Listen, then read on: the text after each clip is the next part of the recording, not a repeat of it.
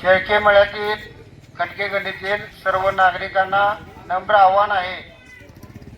पाण्याची पातळी वाढत असल्यामुळे आपल्या घराच्या दाराला पाणी लागलेलं आहे, तरी आपली लहान मुलं वयोवृद्ध माणसं आपल्या घरामध्ये आहेत, तरी आपण घरामध्ये न राहता महापालिकेनं आपल्याला नाट्यगृह या ठिकाणी आपली छावणी तयार केलेली आहे।